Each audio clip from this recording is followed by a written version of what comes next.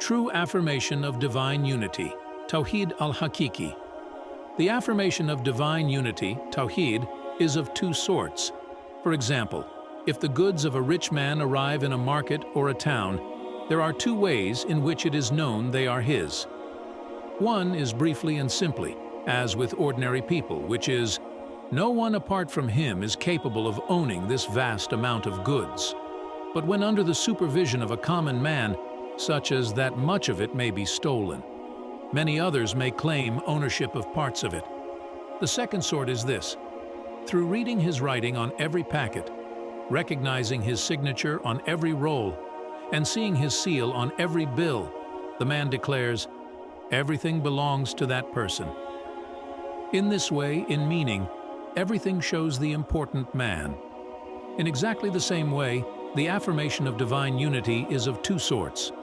One is the superficial and common affirmation of divine unity, which says, Almighty Allah is one, He has no partner or like.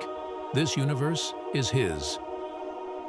The second is the true affirmation of divine unity, which, through seeing the stamp of His power, the seal of His dominicality, and the inscriptions of His pen on everything, is to open a window directly onto His light from everything, and to confirm and believe with almost the certainty of seeing it, that everything emerges from the hand of His power, and that in no way has He any partner or assistant in His Godhead, or in His dominicality, or in His sovereignty, and thus to attain to a sort of perpetual awareness of the divine presence.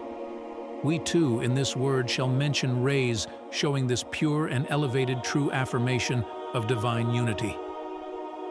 A reminder within the first point. O heedless worshipper of causes, causes are a veil, for divine dignity and grandeur require them to be thus. But that which acts and performs matters is the power of the eternally besought one, for divine unity and glory require it to be thus, and necessitate their independence. The officials of the pre-eternal monarch are not executives of the sovereignty of dominicality.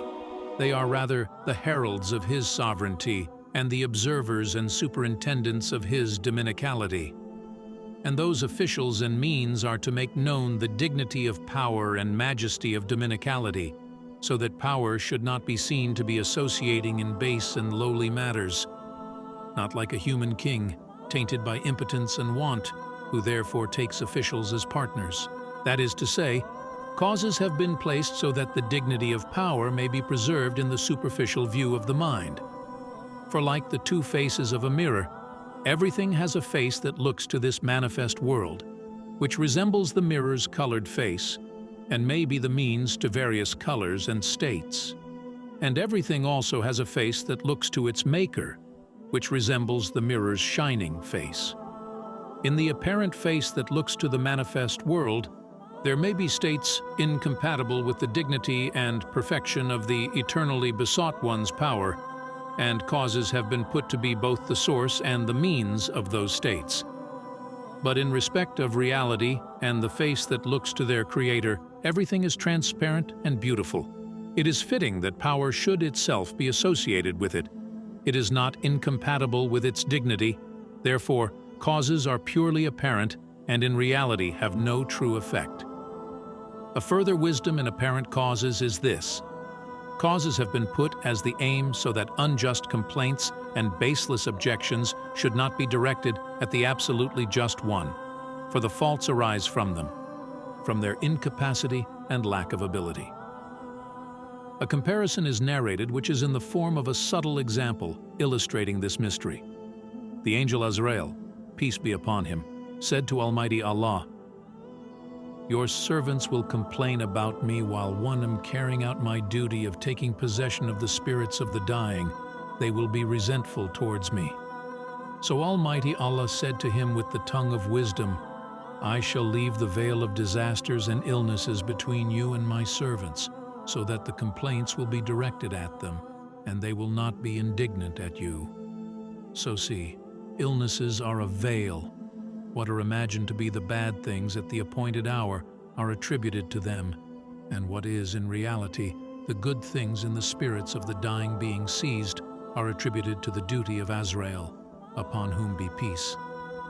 And so too, Azrael is a veil.